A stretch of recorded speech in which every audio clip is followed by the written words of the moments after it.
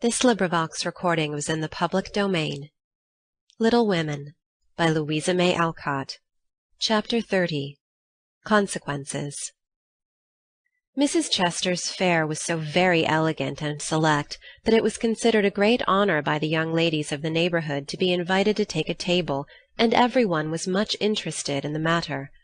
Amy was asked, but Jo was not, which was fortunate for all parties, as her elbows were decidedly akimbo at this period of her life, and it took a good many hard knocks to teach her how to get on easily.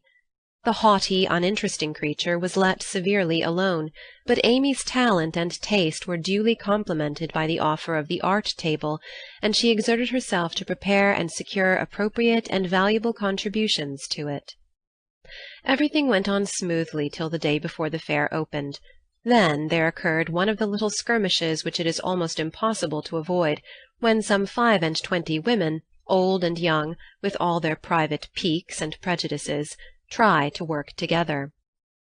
May Chester was rather jealous of Amy, because the latter was a greater favourite than herself, and just at this time several trifling circumstances occurred to increase the feeling.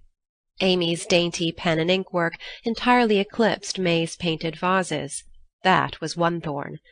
Then the all-conquering Tudor had danced 4 times with Amy at a late party, and only once with May. That was thorn number 2. But the chief grievance that rankled in her soul, and gave an excuse for her unfriendly conduct, was a rumour which some obliging gossip had whispered to her, that the March girls had made fun of her at the Lambs. All the blame of this should have fallen upon Jo, for her naughty imitation had been too lifelike to escape detection, and the frolicsome Lambs had permitted the joke to escape. No hint of this had reached the culprits, however, and Amy's dismay can be imagined, when, the very evening before the fair, as she was putting the last touches to her pretty table, Mrs. Chester, who of course resented the supposed ridicule of her daughter, said in a bland tone, but with a cold look, "I find, dear, that there is some feeling among the young ladies about my giving this table to anyone but my girls. As this is the most prominent, and some say the most attractive table of all, and they are the chief getters-up of the fair, it is thought best for them to take this place. I'm sorry, but I know you are too sincerely interested in the cause to mind a little personal disappointment, and you shall have another table if you like." Mrs. Chester fancied beforehand that it would be easy to deliver this little speech, but when the time came, she found it rather difficult to utter it naturally, with Amy's unsuspicious eyes looking straight at her full of surprise and trouble. Amy felt that there was something behind this, but could not guess what, and said quietly, feeling hurt and showing that she did, "Perhaps you'd rather I took no table at all." "Now, my dear, don't have any ill feeling, I beg. It's merely a matter of expediency. You see, my girls will naturally take the lead, and this table is considered their proper place.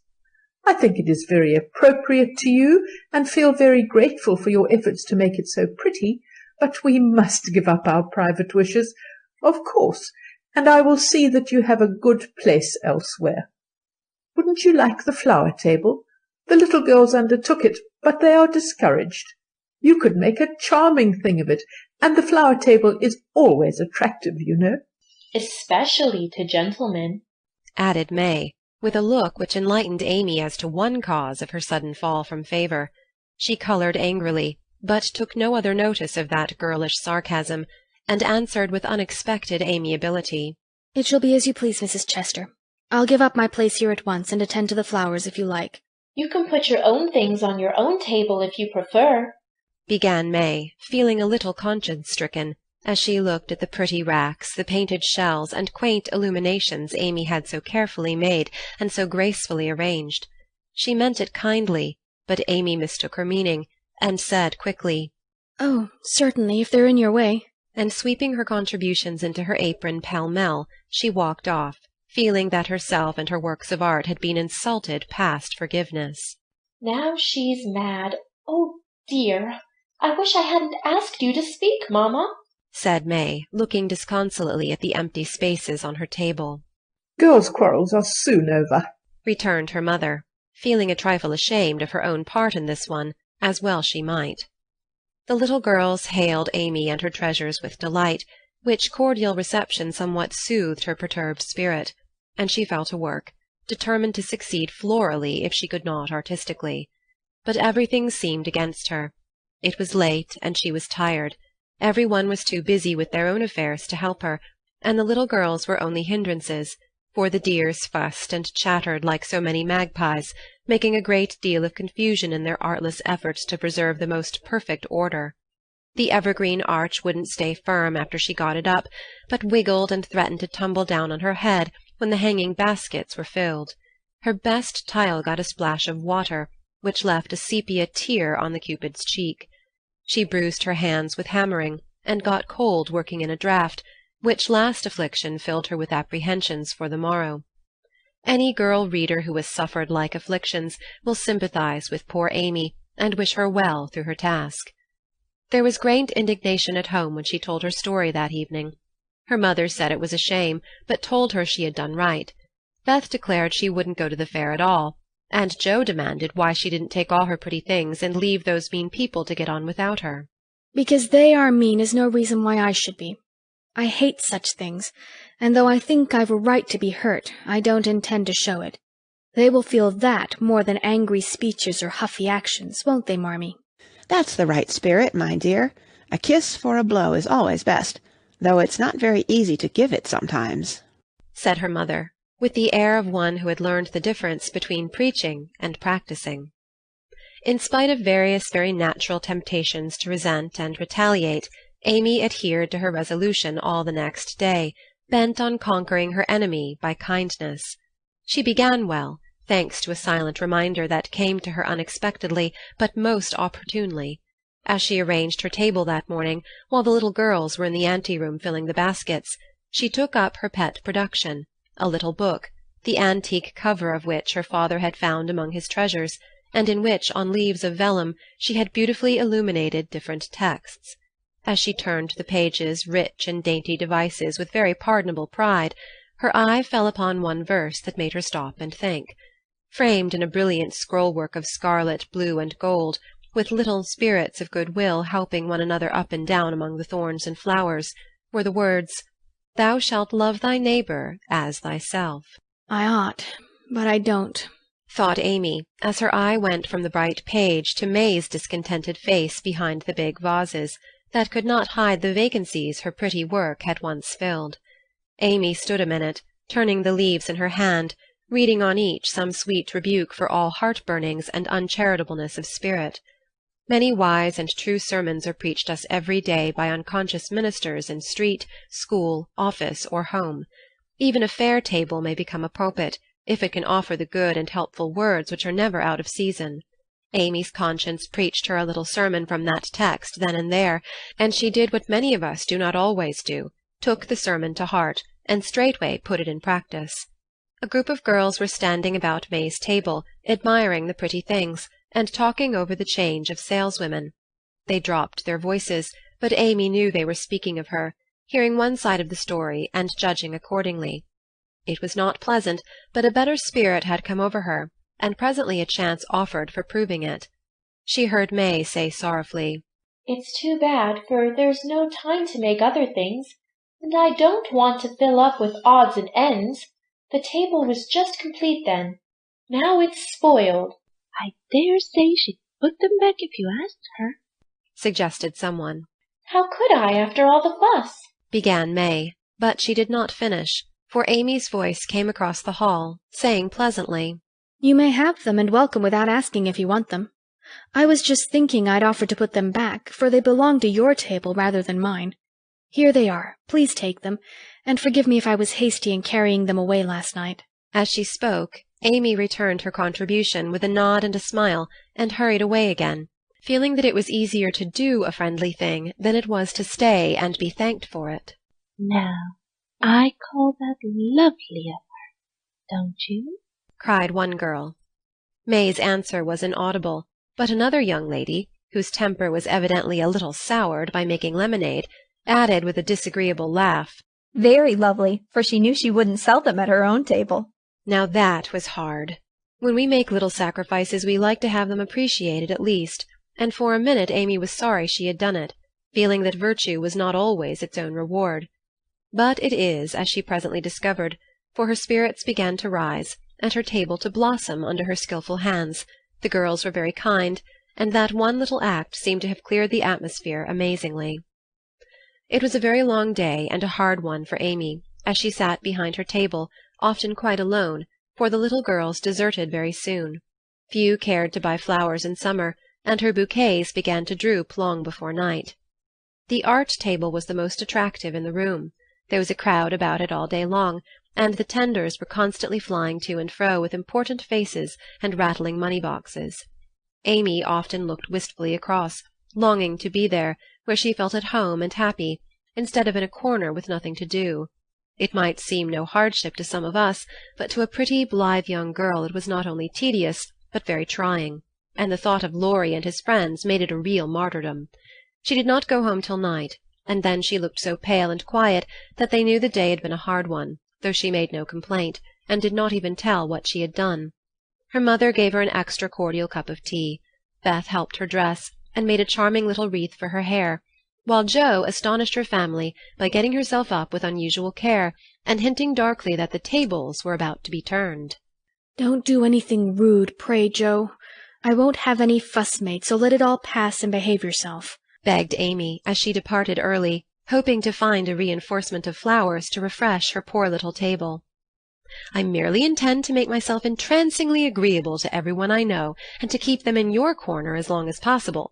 Teddy and his boys will lend a hand, and we'll have a good time yet," returned Jo, leaning over the gate to watch for Laurie.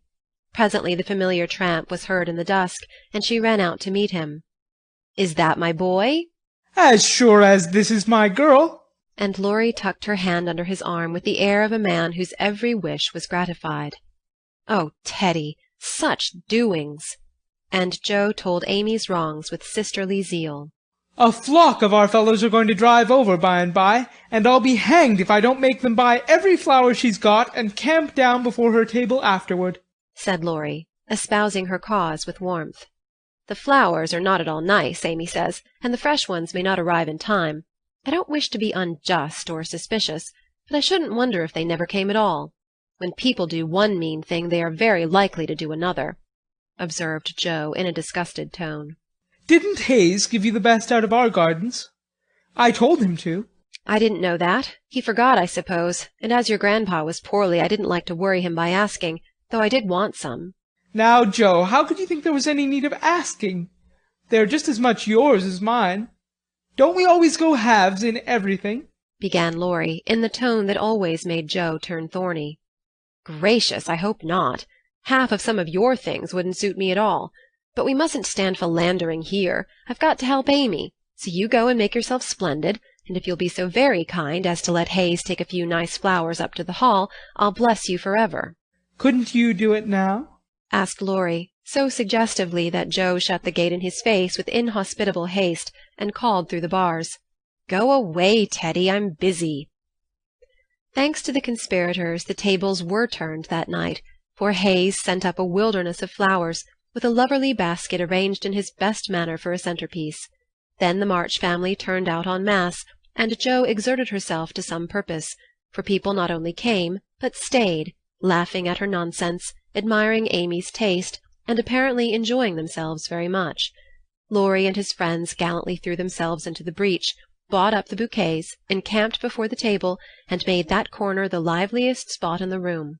Amy was in her element now, and out of gratitude, if nothing more, was as sprightly and gracious as possible, coming to the conclusion, about that time, that virtue was its own reward after all.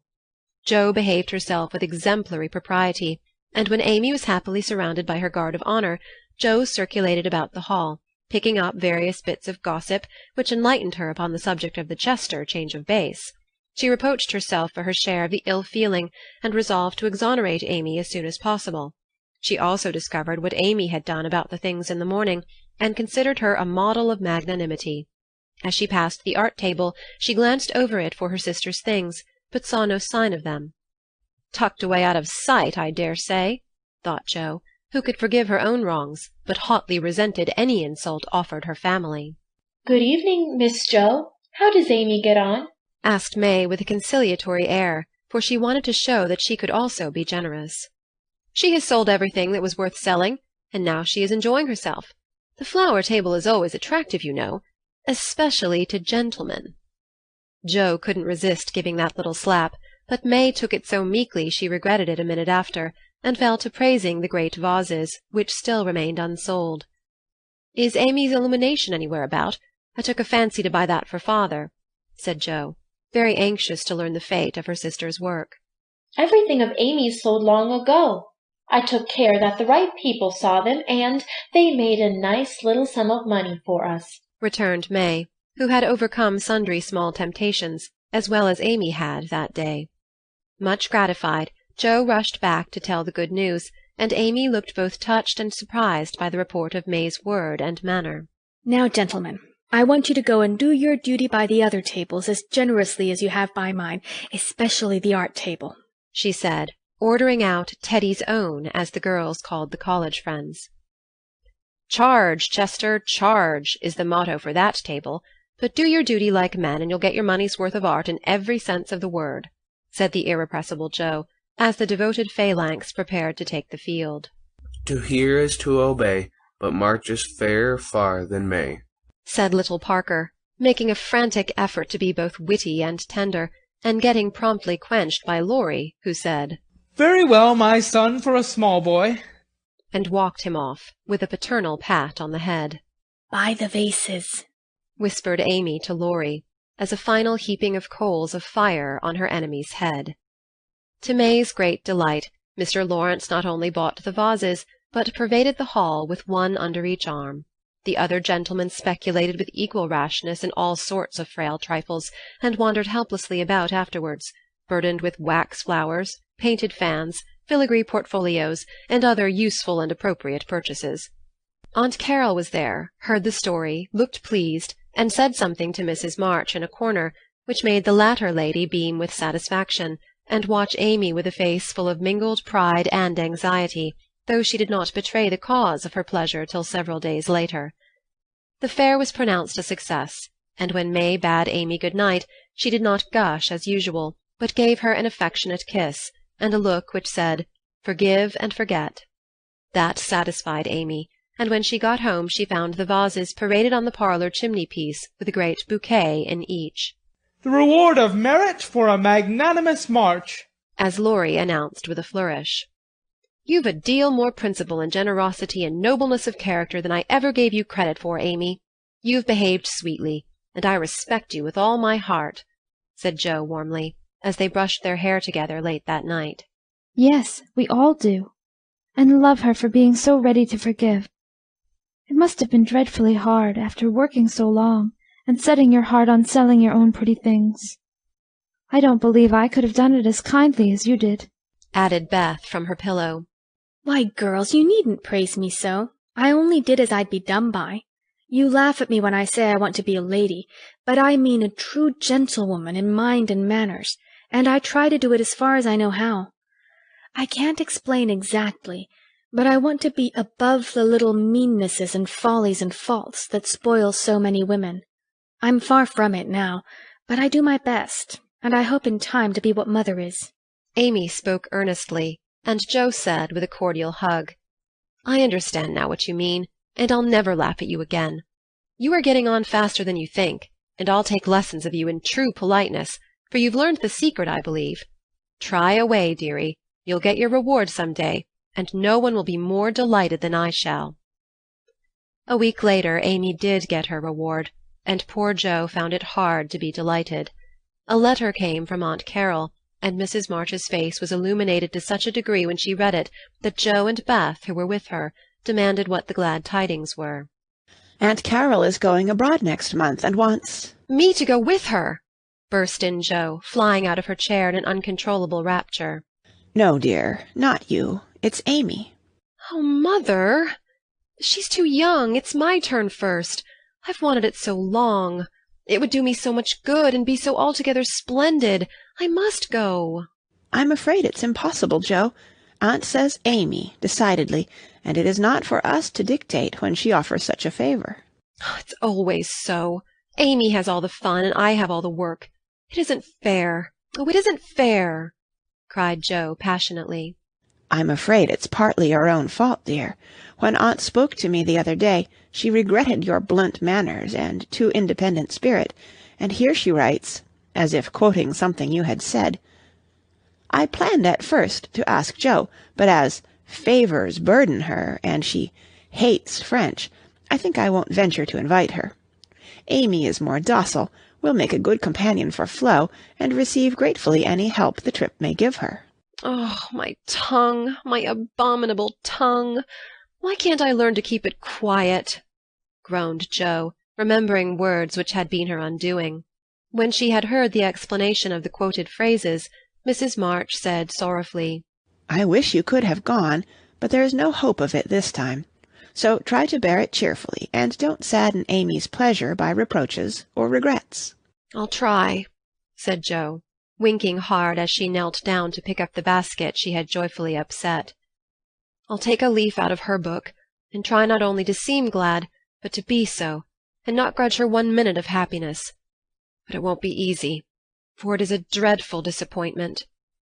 And poor Joe bedewed the little fat pincushion she held with several very bitter tears. "Joe, dear, I'm very selfish, but I couldn't spare you, and I'm glad you're not going quite yet," whispered Beth, embracing her, basket and all, with such a clinging touch and loving face that Joe felt comforted in spite of the sharp regret that made her want to box her own ears and humbly beg Aunt Carroll to burden her with this favour and see how gratefully she would bear it. By the time Amy came in, Joe was able to take her part in the family jubilation, not quite as heartily as usual perhaps, but without repinings at Amy's good fortune.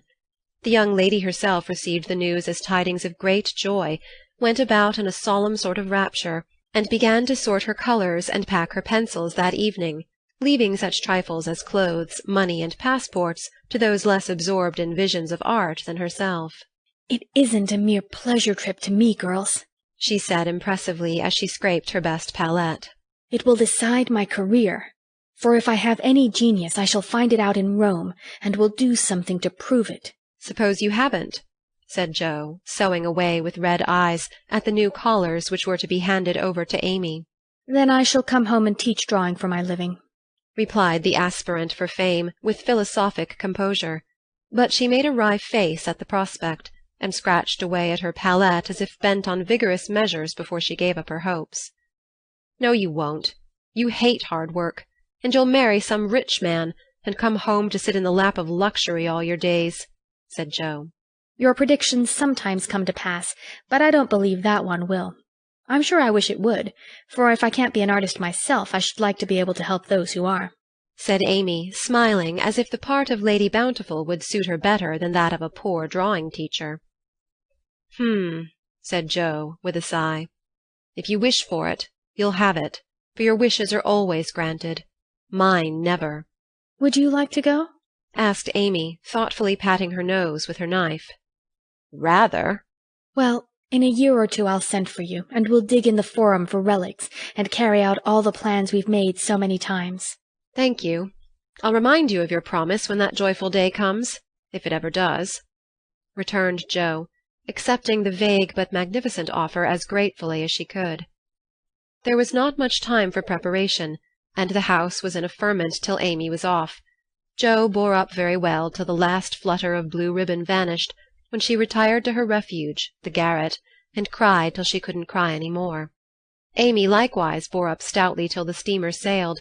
Then, just as the gangway was about to be withdrawn, it suddenly came over her that a whole ocean was soon to roll between her and those who loved her best, and she clung to Laurie, the last lingerer, saying with a sob, "Oh, take care of them for me, and if anything should happen—" "I will, dear, I will, and if anything happens, I'll come and comfort you," whispered Laurie, little dreaming that he would be called upon to keep his word. So Amy sailed away to find the old world, which is always new and beautiful to young eyes, while her father and friend watched her from the shore, fervently hoping that none but gentle fortunes would befall the happy-hearted girl, who waved her hand to them till they could see nothing but the summer sunshine dazzling on the sea. End of Chapter 30. Chapter 31. Our Foreign Correspondent. London. Dearest people, here I really sit at a front window of the Bath Hotel, Piccadilly. It's not a fashionable place, but Uncle stopped here years ago and won't go anywhere else. However, we don't mean to stay long, so it's no great matter. Oh, I can't begin to tell you how I enjoy it all. I never can, so I'll only give you bits out of my notebook, for I've done nothing but sketch and scribble since I started. I sent a line from Halifax when I felt pretty miserable, but after that I got on delightfully, seldom ill, on deck all day, with plenty of pleasant people to amuse me. Everyone was very kind to me, especially the officers. Don't laugh, Joe. Gentlemen really are very necessary aboard ship, to hold on to, or to wait upon one, and as they have nothing to do, it's a mercy to make them useful. Otherwise they would smoke themselves to death, I'm afraid. Aunt and Flo were poorly all the way, and liked to be let alone, so when I had done what I could for them, I went and enjoyed myself. Such walks on deck, such sunsets, such splendid air and waves. It was almost as exciting as riding a fast horse, when we went rushing on so grandly. I wish Beth could have come. It would have done her so much good. As for Jo, she would have gone up and sat on the maintop jib, or whatever the high thing is called, made friends with the engineers, and tooted on the captain's speaking trumpet. She'd have been in such a state of rapture. It was all heavenly, but I was glad to see the Irish coast, and found it very lovely, so green and sunny, with brown cabins here and there, ruins on some of the hills, and gentlemen's country seats in the valleys, with deer feeding in the parks. It was early in the morning, but I didn't regret getting up to see it, for the bay was full of little boats, the shore so picturesque, and a rosy sky overhead. I shall never forget it. At Queenstown, one of my new acquaintances left us, Mr. Lennox, and when I said something about the lakes of Killarney, he sighed and sung with a look at me, "Oh, have you e'er heard of Kate Kearney? She lives on the banks of Killarney. From the glance of her eye, shun danger and fly, for fatal is the glance of Kate Kearney." Wasn't that nonsensical? We only stopped at Liverpool a few hours. It's a dirty, noisy place, and I was glad to leave it. Uncle rushed out and bought a pair of dogskin gloves, some ugly, thick shoes, and an umbrella, and got shaved a la mutton chop the first thing. Then he flattered himself that he looked like a true Briton, but the first time he had the mud cleaned off his shoes, the little bootblack knew that an American stood in them, and said with a grin, "There you are, sir. I've given him the latest Yankee shine." It amused Uncle immensely. Oh, I must tell you what that absurd Lennox did. He got his friend Ward, who came on with us, to order a bouquet for me, and the first thing I saw in my room was a lovely one with Robert Lennox's compliments on the card. Wasn't that fun, girls? I like traveling. I shall never get to London if I don't hurry. The trip was like riding through a long picture gallery full of lovely landscapes. The farmhouses were my delight, with thatched roofs, ivy up to the eaves, latticed windows, and stout women with rosy children at the doors. The very cattle looked more tranquil than ours, as they stood knee-deep in clover, and the hens had a contented cluck, as if they never got nervous like Yankee biddies. Such perfect color I never saw. The grass so green, sky so blue, grain so yellow, woods so dark. I was in a rapture all the way. So was Flo, and we kept bouncing from one side to the other, trying to see everything while we were whisking along at the rate of 60 miles an hour. Aunt was tired and went to sleep, but Uncle read his guidebook and wouldn't be astonished at anything. This is the way we went on, Amy flying up. "Oh, that must be Kenilworth, that grey place among the trees." Flo darting to my window. "How sweet! We must go there sometime, won't we, Papa?" Uncle calmly admiring his boots. "No, my dear, not unless you want beer. That's a brewery." A pause, then Flo cried out, "Bless me, there's a gallows and a man going up." "Where, where?" shrieks Amy, staring out at 2 tall posts with a crossbeam and some dangling chains. "A colliery," remarks Uncle with a twinkle of the eye. "Here's a lovely flock of lambs all lying down," says Amy. "See, Papa, aren't they pretty?" added Flo sentimentally. "Geese, young ladies," returns Uncle, in a tone that keeps us quiet till Flo settles down to enjoy the flirtations of Captain Cavendish, and I have the scenery all to myself. Of course it rained when we got to London, and there was nothing to be seen but fog and umbrellas. We rested, unpacked, and shopped a little between the showers. Aunt Mary got me some new things, for I came off in such a hurry I wasn't half ready. A white hat and blue feather, a muslin dress to match, and the loveliest mantle you ever saw. Shopping in Regent Street is perfectly splendid. Things seem so cheap. Nice ribbons only 6 pence a yard. I laid in a stock, but she'll get my gloves in Paris. Doesn't that sound sort of elegant and rich? Flo and I, for the fun of it, ordered a hansom cab, while Aunt and Uncle were out, and went for a drive, though we learned afterward that it wasn't the thing for young ladies to ride in them alone. It was so droll, for when we were shut in by the wooden apron, the man drove so fast that Flo was frightened and told me to stop him, but he was up outside behind somewhere, and I couldn't get at him. He didn't hear me call, nor see me flap my parasol in front, and there we were, quite helpless, rattling away and whirling around corners at a breakneck pace. At last, in my despair, I saw a little door in the roof, and on poking it open, a red eye appeared, and a beery voice said, "Now then, mum." I gave my order as soberly as I could, and slamming down the door with an "Aye, aye, mum," the man made his horse walk, as if going to a funeral. I poked again and said, "A little faster."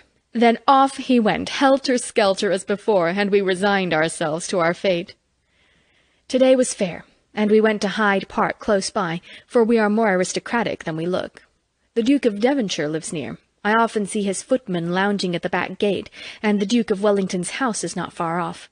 Such sights as I saw, my dear!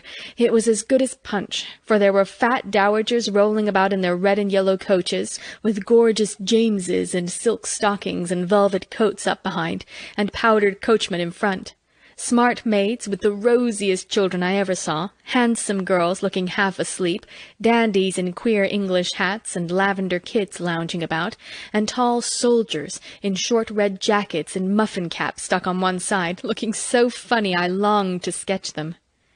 Rotten Row means Route du Roi, or the King's Way, but now it's more like a riding school than anything else. The horses are splendid, and the men, especially the grooms, ride well, but the women are stiff and bounce, which isn't according to our rules. I longed to show them a tearing American gallop, for they trotted solemnly up and down in their scant habits and high hats, looking like the women in a toy Noah's Ark.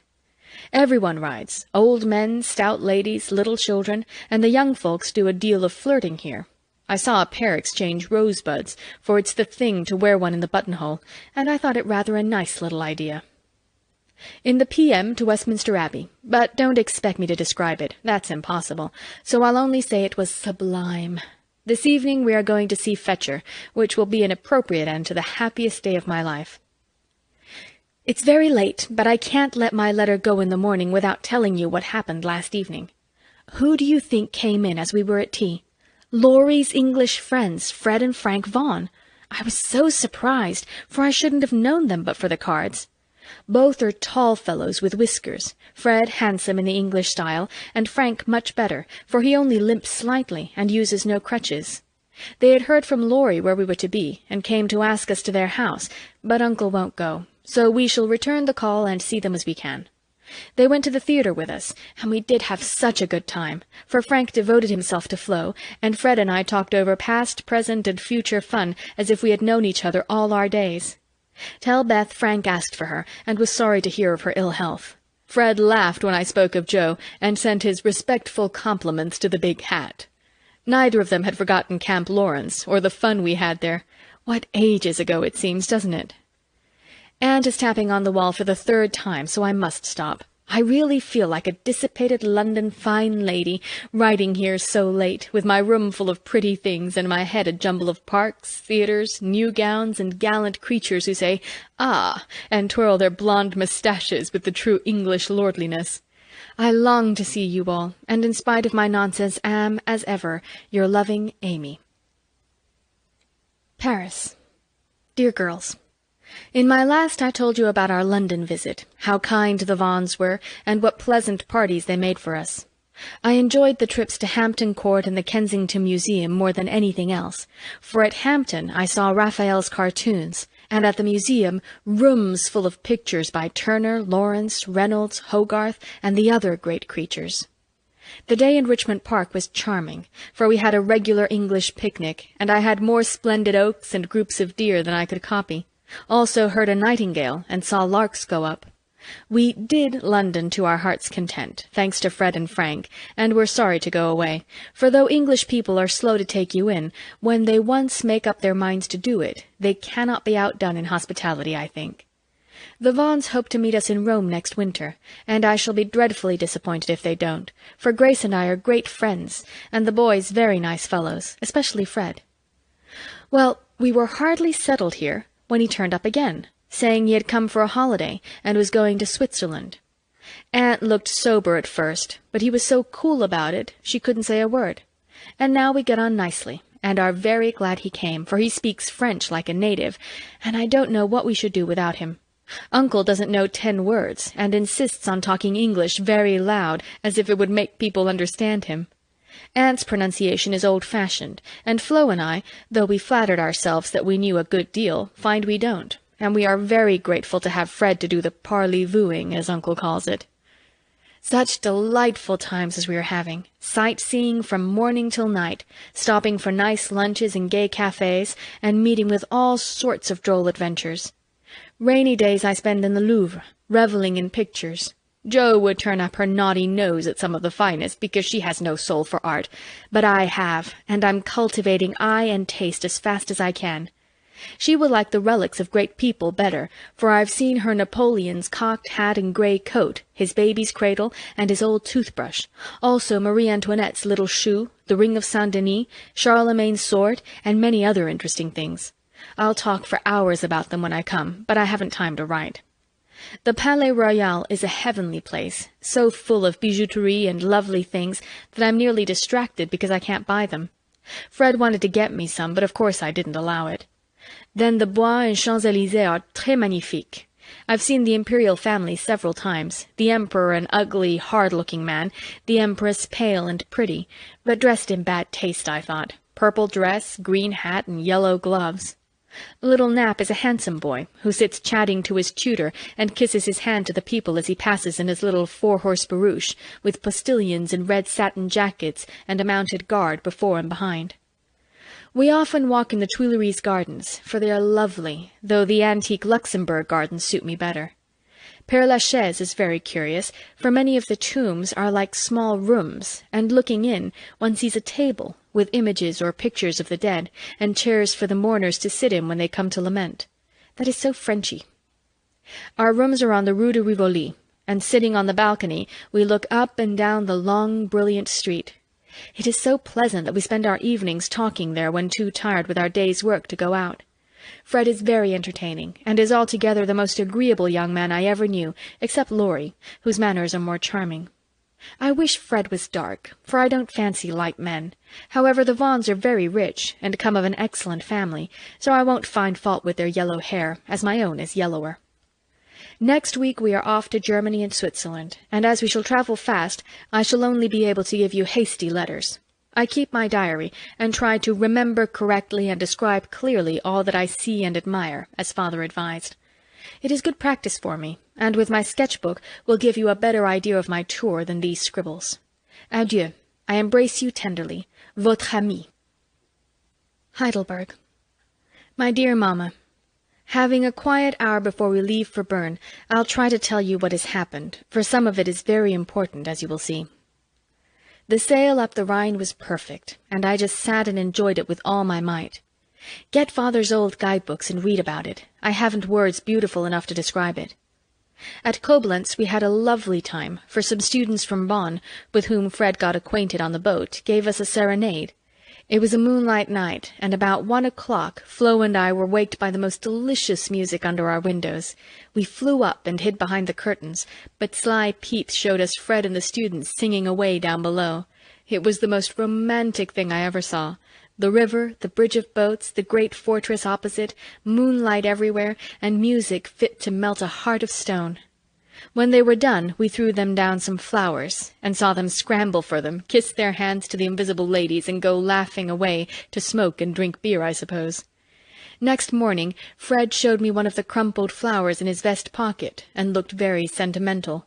I laughed at him, and told him I didn't throw it, but Flo, which seemed to disgust him, for he tossed it out of the window and turned sensible again. I'm afraid I'm going to have trouble with that boy. It begins to look like it. The baths at Nassau were very gay, so was Baden-Baden, where Fred lost some money, and I scolded him. He needs someone to look after him when Frank is not with him.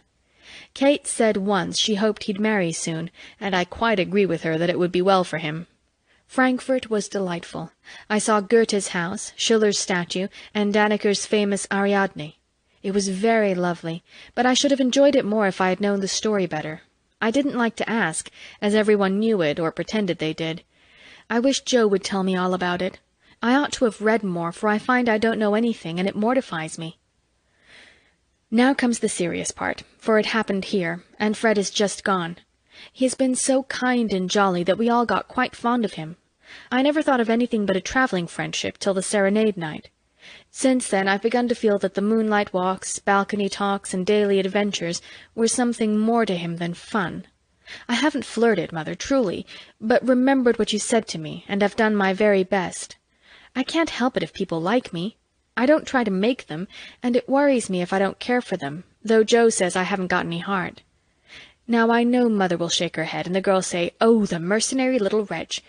But I've made up my mind, and if Fred asks me, I shall accept him, though I'm not madly in love. I like him, and we get on comfortably together. He is handsome, young, clever enough, and very rich, ever so much richer than the Laurences. I don't think his family would object, and I would be very happy, for they are all kind, well-bred, generous people, and they like me. Fred, as the eldest twin, will have the estate, I suppose, and such a splendid one it is. A city house in a fashionable street, not so showy as our big house, but twice as comfortable, and full of solid luxury, such as English people believe in. I like it, for it's genuine. I've seen the plate, the family jewels, the old servants, and pictures of the country place, with its park, great house, lovely grounds, and fine horses. Oh, it would be all I should ask, and I'd rather have it than any title such as girls snap up so readily and find nothing behind. I may be mercenary, but I hate poverty, and I don't mean to bear it a minute longer than I can help. One of us must marry well. Meg didn't, Joe won't, Beth can't yet, so I shall, and make everything okay all round. I wouldn't marry a man I hated or despised, you may be sure of that, and though Fred is not my model hero, he does very well, and in time I should get fond enough of him if he was very fond of me, and let me do just as I liked. So I've been turning the matter over in my mind the last week, for it was impossible to help seeing that Fred liked me. He said nothing, but little things showed it. He never goes with Flo, always gets on my side of the carriage, table, or promenade, looks sentimental when we are alone, and frowns at anyone else who ventures to speak to me. Yesterday at dinner, when an Austrian officer stared at us and then said something to his friend, a rakish-looking baron, about ein wunderschönes Blümchen, Fred looked as fierce as a lion, and cut his meat so savagely it nearly flew off his plate. He isn't one of the cool, stiff Englishmen, but is rather peppery, for he has Scotch blood in him, as one might guess from his bonny blue eyes. Well, last evening we went up to the castle about sunset, at least all of us but Fred, who was to meet us there after going to the poste restante for letters. We had a charming time poking about the ruins, the vaults where the monster tun is, and the beautiful gardens made by the Elector long ago for his English wife. I liked the great terrace best, for the view was divine. So while the rest went to see the rooms inside, I sat there trying to sketch the grey stone lion's head on the wall, with scarlet woodbine sprays hanging round it. I felt as if I'd got into a romance sitting there, watching the Neckar rolling through the valley, listening to the music of the Austrian band below, and waiting for my lover, like a real storybook girl. I had a feeling that something was going to happen, and I was ready for it. I didn't feel blushy or quaky, but quite cool, and only a little excited. By and by I heard Fred's voice, and then he came hurrying through the great arch to find me. He looked so troubled that I forgot all about myself, and asked what the matter was. He said he'd just got a letter begging him to come home, for Frank was very ill, so he was going at once on the night train, and only had time to say good-bye. I was very sorry for him, and disappointed for myself, but only for a minute, because he said, as he shook hands, and said it in a way that I could not mistake, "I shall soon come back. You won't forget me, Amy?"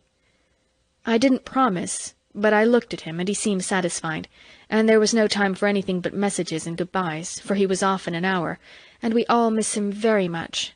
I know he wanted to speak, but I think, from something he once hinted, that he had promised his father not to do anything of the sort yet awhile, for he is a rash boy, and the old gentleman dreads a foreign daughter-in-law.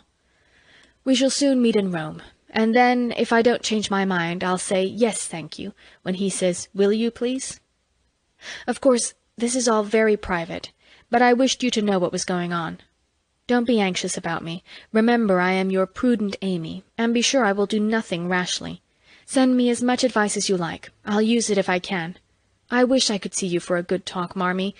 Love and trust me. Ever your Amy. End of Chapter 31. Chapter 32. Tender Troubles. Joe, I'm anxious about Beth. Why, Mother? She has seemed unusually well since the babies came. It's not her health that troubles me now, it's her spirits. I'm sure there is something on her mind, and I want you to discover what it is. What makes you think so, Mother? She sits alone a good deal, and doesn't talk to her father as much as she used. I found her crying over the babies the other day. When she sings, the songs are always sad ones, and now and then I see a look in her face that I don't understand. This isn't like Beth, and it worries me. Have you asked her about it? I have tried once or twice, but she either evaded my questions or looked so distressed that I stopped. I never force my children's confidence, and I seldom have to wait for long. Mrs. March glanced at Joe as she spoke, but the face opposite seemed quite unconscious of any secret disquietude but Beth's, and after sewing thoughtfully for a minute, Joe said, "I think she's growing up, and so begins to dream dreams and have hopes and fears and fidgets, without knowing why or being able to explain them. Why, Mother, Beth's 18, but we don't realize it, and treat her like a child, forgetting she's a woman." "So she is. Dear heart, how fast you do grow up," returned her mother with a sigh and a smile. "Can't be helped, Marmee, so you must resign yourself to all sorts of worries, and let your birds hop out of the nest one by one. I promise never to hop very far, if that is any comfort to you." "It's a great comfort, Joe. I always feel strong when you are at home, now Meg is gone. Beth is too feeble, and Amy too young to depend on. But when the tug comes, you are always ready." "Why, you know I don't mind hard jobs much, and there must always be one scrub in a family. Amy is splendid in fine works, and I'm not, but I feel in my element when all the carpets are to be taken up, or half the family falls sick at once. Amy is distinguishing herself abroad, but if anything is amiss at home, I'm your man." "I leave Beth to your hands, then, for she will open her tender little heart to her Joe sooner than to anyone else. Be very kind, and don't let her think anyone watches or talks about her. If she would only get quite strong and cheerful again, I shouldn't have a wish in the world." "Happy woman! I've got heaps." "My dear, what are they?" "I'll settle Bethy's troubles, and then I'll tell you mine. They're not very wearing, so they'll keep." And Joe stitched away, with a wise nod which set her mother's heart at rest about her for the present at least. While apparently absorbed in her own affairs, Joe watched Beth, and after many conflicting conjectures, finally settled upon one which seemed to explain the change in her. A slight incident gave Joe the clue to the mystery, she thought, and lively fancy, loving heart, did the rest. She was affecting to write busily one Saturday afternoon, when she and Beth were alone together. Yet as she scribbled she kept her eye on her sister, who seemed unusually quiet. Sitting at the window, Beth's work often dropped into her lap, and she leaned her head upon her hand in a dejected attitude, while her eyes rested on the dull autumnal landscape. Suddenly someone passed below, whistling like an operatic blackbird, and a voice called out, "All serene! Coming in tonight!"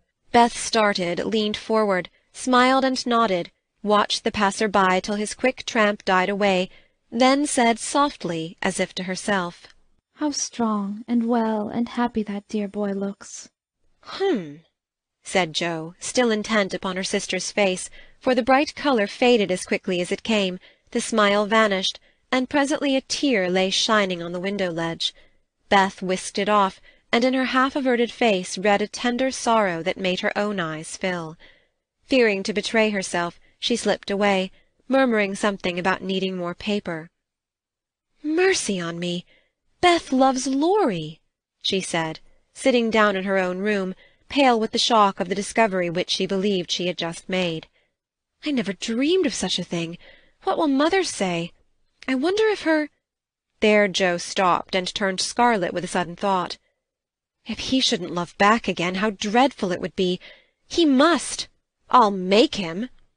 And she shook her head threateningly at the picture of the mischievous-looking boy laughing at her from the wall. Oh dear, we are growing up with a vengeance. Here's Meg married and a mamma, Amy flourishing away at Paris, and Beth in love. I'm the only one that has sense enough to keep out of mischief." Jo thought intently for a minute with her eyes fixed on the picture. Then she smoothed out her wrinkled forehead and said, with a decided nod at the face opposite, "No, thank you, sir. You're very charming, but you've no more stability than a weathercock. So you needn't write touching notes and smile in that insinuating way, for it won't do a bit of good, and I won't have it." Then she sighed, and fell into a reverie from which she did not wake till the early twilight sent her down to take new observations, which only confirmed her suspicion. Though Laurie flirted with Amy and joked with Jo, his manner to Beth had always been peculiarly kind and gentle, but so was everybody's. Therefore no one thought of imagining that he cared more for her than for the others. Indeed, a general impression had prevailed in the family of late that "our boy" was getting fonder than ever of Jo, who, however, wouldn't hear a word upon the subject, and scolded violently if any one dared to suggest it. If they had known the various tender passages which had been nipped in the bud, they would have had the immense satisfaction of saying, "I told you so." But Jo hated philandering, and wouldn't allow it, always having a joke or a smile ready at the least sign of impending danger. When Laurie first went to college, he fell in love about once a month, but these small flames were as brief as ardent, did no damage, and much amused Jo, who took great interest in the alternations of hope, despair, and resignation which were confided to her in their weekly conferences.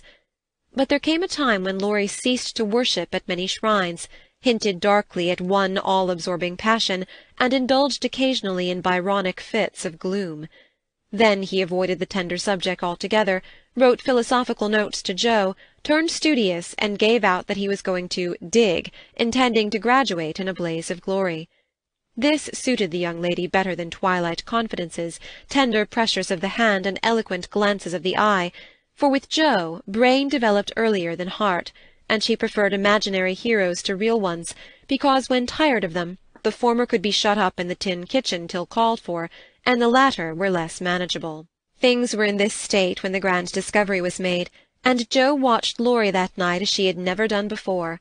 If she had not got the new idea into her head, she would have seen nothing unusual in the fact that Beth was very quiet, and Laurie very kind to her. But having given the rein to her lively fancy, it galloped away with her at a great pace, and common sense, being rather weakened by a long course of romance-writing, did not come to the rescue. As usual, Beth lay on the sofa, and Laurie sat in a low chair close by, amusing her with all sorts of gossip, for she depended on her weekly spin, and he never disappointed her. But that evening Jo fancied that Beth's eyes rested on the lively dark face beside her with peculiar pleasure, and that she listened with intense interest to an account of some exciting cricket match, though the phrases "caught off a tice," "stumped off his ground," and "the leg hit for 3" were as intelligible to her as Sanskrit. She also fancied, having set her heart upon seeing it, that she saw a certain increase of gentleness in Laurie's manner, that he dropped his voice now and then, laughed less than usual, was a little absent-minded, and settled the Afghan over Beth's feet with an assiduity that was really almost tender. "Who knows? Stranger things have happened," thought Jo as she fussed about the room. "She'll make quite an angel of him, and he will make life delightfully easy and pleasant for the dear, if they only love each other. I don't see how he can help it, and I do believe he would if the rest of us were out of the way." As everyone was out of the way but herself, Jo began to feel that she ought to dispose of herself with all speed. But where should she go? And burning to lay herself upon the shrine of sisterly devotion, she sat down to settle that point. Now the old sofa was a regular patriarch of a sofa, long, broad, well-cushioned, and low, a trifle shabby, as well it might be, for the girls had slept and sprawled on it as babies, fished over the back, rode on the arms, and had menageries under it as children, and rested tired heads, dreamed dreams, and listened to tender talk on it as young women. They all loved it, for it was a family refuge, and one corner had always been Jo's favourite lounging place. Among the many pillows that adorned the venerable couch was one, hard, round, covered with prickly horsehair, and furnished with a knobby button at each end. This repulsive pillow was her especial property, being used as a weapon of defence, a barricade, or a stern preventive of too much slumber. Laurie knew this pillow well, and had cause to regard it with deep aversion, having been unmercifully pummelled with it in former days when romping was allowed, and now frequently debarred by it from the seat he most coveted next to Joe in the sofa-corner. If the sausage, as they called it, stood on end, it was a sign that he might approach and repose, but if it lay flat across the sofa, woe to man, woman, or child who dared disturb it. That evening Joe forgot to barricade her corner, and had not been in her seat 5 minutes before a massive form appeared beside her, and with both arms spread over the sofa-back, both long legs stretched out before him, Laurie exclaimed with a sigh of satisfaction, "Now this is filling at the price." "No slang!" snapped Joe, slamming down the pillow. But it was too late, there was no room for it, and coasting on to the floor it disappeared in a most mysterious manner. "Come, Joe, don't be thorny. After studying himself to a skeleton all the week, a fellow deserves petting and ought to get it." "Beth will pet you. I'm busy." "No, she's not to be bothered with me. But you like that sort of thing unless you've suddenly lost your taste for it. Have you? Do you hate your boy and want to fire pillows at him?" Anything more wheedlesome than that touching appeal was seldom heard, but Joe quenched her boy by turning on him with a stern query. "How many bouquets have you sent Miss Randall this week?" "Not one, upon my word. She's engaged. Now then." "I'm glad of it. That's one of your foolish extravagances, sending flowers and things to girls for whom you don't care 2 pins," continued Joe reprovingly.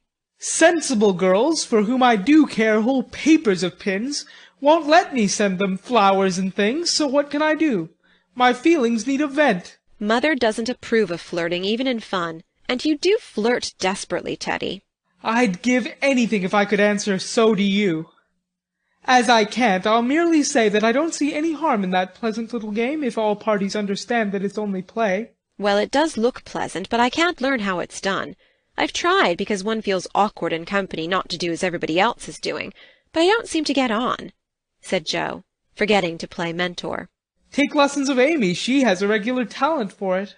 "Yes, she does it very prettily, and never seems to go too far. I suppose it's natural to some people to please without trying, and others to always say and do the wrong thing in the wrong place." "I'm glad you can't flirt. It's really refreshing to see a sensible, straightforward girl who can be jolly and kind without making a fool of herself. Between ourselves, Joe, some of the girls I know really do go on at such a rate I'm ashamed of them. They don't mean any harm, I'm sure, but if they knew how we fellows talked about them afterward, they'd mend their ways, I fancy." "They do the same, and as their tongues are the sharpest, you fellows get the worst of it, for you are as silly as they, every bit. If you behaved properly, they would, but knowing you like their nonsense, they keep it up, and then you blame them." "Much you know about it, ma'am," said Laurie in a superior tone. "We don't like romps and flirts, though we may act as if we did sometimes. The pretty, modest girls are never talked about, except respectfully among gentlemen. Bless your innocent soul. If you could be in my place for a month, you'd see things that would astonish you a trifle. Upon my word, when I see one of those harum-scarum girls, I always want to say with our friend Cock Robin, 'Out upon you, fie upon you, bold-faced jig!'"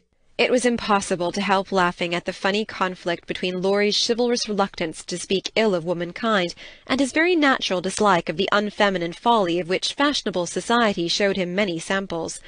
Joe knew that young Laurence was regarded as a most eligible parti by worldly mammas, was much smiled upon by their daughters, and flattered enough by ladies of all ages to make a coxcomb of him, so she watched him rather jealously, fearing he would be spoiled, and rejoiced more than she confessed to find that he still believed in modest girls. Returning suddenly to her admonitory tone, she said, dropping her voice, "If you must have a vent, Teddy, go and devote yourself to one of the pretty, modest girls whom you do respect, and not waste your time with the silly ones." "You really advise it?" And Laurie looked at her with an odd mixture of anxiety and merriment in his face. "Yes, I do. But you'd better wait till you're through college, on the whole, and be fitting yourself for the place meantime. You're not half good enough for, well, whoever the modest girl may be." And Joe looked a little queer likewise, for a name had almost escaped her. "That I'm not," acquiesced Laurie, with an expression of humility quite new to him, as he dropped his eyes and absently wound Joe's apron tassel round his finger. "Mercy on us, this will never do," thought Joe, adding aloud, "Go and sing to me. I'm dying for some music, and always like yours." "I'd rather stay here, thank you." Well, you can't. There isn't room. Go and make yourself useful, since you are too big to be ornamental. I thought you hated to be tied to a woman's apron string," retorted Joe, quoting certain rebellious words of his own. Ah, that depends on who wears the apron. And Laurie gave an audacious tweak at the tassel. "Are you going?" demanded Joe, diving for the pillow. He fled at once, and the minute it was well, "Up with the bonnets of Bonnie Dundee," she slipped away to return no more till the young gentleman departed in high dudgeon. Joe lay long awake that night, and was just dropping off when the sound of a stifled sob made her fly to Beth's bedside with the anxious inquiry, "What is it, dear?" I thought you were asleep," sobbed Beth. "Is it the old pain, my precious?" "No, it's a new one, but I can bear it." And Beth tried to check her tears. "Tell me all about it, and let me cure it as I often did the other." "You can't. There is no cure." There Beth's voice gave way, and clinging to her sister she cried so despairingly that Joe was frightened. "Where is it? Shall I call Mother?" No, don't call her. Don't tell her. I shall be better soon. Lie down here and pour my head. I'll be quiet and go to sleep. Indeed I will." Joe obeyed, but as her hand went softly to and fro across Beth's hot forehead and wet eyelids, her heart was very full, and she longed to speak. But young as she was, Joe had learned that hearts, like flowers, cannot be rudely handled, but must open naturally, so though she believed she knew the cause of Beth's new pain, she only said in her tenderest tone, "Does anything trouble you, dearie?" "Yes, Joe." After a long pause. "Wouldn't it comfort you to tell me what it is?" "Not now. Not yet." "Then I won't ask. But remember, Bethy, that Mother and Joe are always glad to hear and help you if they can." "I know it. I'll tell you by and by." "Is the pain better now?" "Oh, yes. Much better. You are so comfortable, Joe." "Go to sleep, dear. I'll stay with you." So, cheek to cheek, they fell asleep, and on the morrow Beth seemed quite herself again, for at 18 neither heads nor hearts ache long, and a loving word can medicine most ills. But Joe had made up her mind, and after pondering over a project for some days, she confided it to her mother. "You asked me the other day what my wishes were. I'll tell you one of them, Marmee," she began, as they sat along together. "I want to go away somewhere this winter for a change." "Why, Joe?" And her mother looked up quickly, as if the words suggested a double meaning. With her eyes on her work, Joe answered soberly, "I want something new. I feel restless and anxious to be seeing, doing, and learning more than I am. I brood too much over my own small affairs, and need stirring up, so as I can be spared this winter I'd like to hop a little way, and try my wings." "Where will you hop?" "To New York. I had a bright idea yesterday, and this is it. You know Mrs. Kirke wrote to you for some respectable young person to teach her children and sew. It's rather hard to find just the thing, but I think I should suit if I tried." "My dear, go out to service in that great boarding-house?" And Mrs. March looked surprised, but not displeased. "It's not exactly going out to service, for Mrs. Kirke is your friend, the kindest soul that ever lived, and would make things pleasant for me, I know. Her family is separate from the rest, and no one knows me there. Don't care if they do. It's honest work, and I'm not ashamed of it." "Nor I. But your writing?" "All the better for the change. I shall see and hear new things, get new ideas, and even if I haven't much time there, I shall bring home quantities of material for my rubbish." "I have no doubt of it. But are these your only reasons for this sudden fancy?" "No, Mother."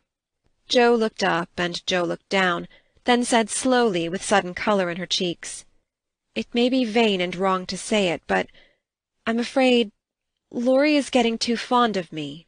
"Then you don't care for him in the way it is evident he begins to care for you?" And Mrs. March looked anxious as she put the question. "Mercy, no! I love the dear boy, as I always have, and am immensely proud of him. But as for anything more, it's out of the question." "I'm glad of that, Joe." "Why, please?" "Because, dear, I don't think you suited to one another. As friends you are very happy, and your frequent quarrels soon blow over. but I fear you would both rebel if you were mated for life. You are too much alike, and too fond of freedom, not to mention hot tempers and strong wills, to get on happily together in a relation which needs infinite patience and forbearance, as well as love." That's just the feeling I had, though I couldn't express it. I'm glad you think he is only beginning to care for me. It would trouble me sadly to make him unhappy, for I couldn't fall in love with the dear old fellow merely out of gratitude, could I? "You are sure of his feeling for you?" The colour deepened in Jo's cheeks as she answered, with the look of mingled pleasure, pride, and pain which young girls wear when speaking of first lovers. "I'm afraid it is so, mother. He hasn't said anything, but he looks a great deal. I think I had better go away before it comes to anything." "I agree with you, and if it can be managed, you shall go." Jo looked relieved, and after a pause said, smiling, "How Mrs. Moffat would wonder at your want of management if she knew, and how she will rejoice that Annie may still hope." "Ah, Jo, mothers may differ in their management, but the hope is the same in all, the desire to see their children happy. Meg is so, and I am content with her success. You I leave to enjoy your liberty till you tire of it, for only then will you find that there is something sweeter. Amy is my chief care now, but her good sense will help her. For Beth, I indulge no hopes except that she may be well. By the way, she seems brighter this last day or two. Have you spoken to her?" "Yes, she owned she had a trouble, and promised to tell me by and by. I said no more, for I think I know it." And Jo told her little story. Mrs. March shook her head and did not take so romantic a view of the case, but looked grave, and repeated her opinion that for Laurie's sake Jo should go away for a time. "Let us say nothing about it to him till the plan is settled. Then I'll run away before he can collect his wits and be tragic. Beth must think I'm going to please myself, as I am, for I can't talk about Laurie to her. But she can pet and comfort him after I'm gone, and so cure him of this romantic notion. He's been through so many little trials of the sort, he's used to it, and will soon get over his lovelornity." Jo spoke hopefully, but could not rid herself of the foreboding fear that this little trial would be harder than the others, and that Laurie would not get over his lovelornity as easily as heretofore. The plan was talked over in family council and agreed upon, for Mrs. Kirke gladly accepted Jo, and promised to make a pleasant home for her. The teaching would render her independent, and such leisure as she got might be made profitable by writing, while the new scenes and society would be both useful and agreeable. Jo liked the prospect and was eager to be gone, for the home nest was growing too narrow for her restless nature and adventurous spirit. When all was settled, with fear and trembling she told Laurie, but to her surprise he took it very quietly. He had been graver than usual of late, but very pleasant, and when jokingly accused of turning over a new leaf, he answered soberly, "So I am, and I mean this one shall stay turned." Jo was very much relieved that one of his virtuous fits should come on just then, and made her preparations with a lightened heart, for Beth seemed more cheerful, and hoped she was doing the best for all. "One thing I leave in your especial care," she said, the night before she left. "You mean your papers?" asked Beth. "No, my boy. Be very good to him, won't you?" "Of course I will. But I can't fill your place, and he'll miss you sadly." "It won't hurt him. So remember, I leave him in your charge, to plague, pet, and keep in order." "I'll do my best, for your sake," promised Beth, wondering why Jo looked at her so queerly. When Laurie said good-bye, he whispered significantly, "It won't do a bit of good, Jo. My eye is on you, so mind what you do, or I'll come and bring you home." End of chapter 32.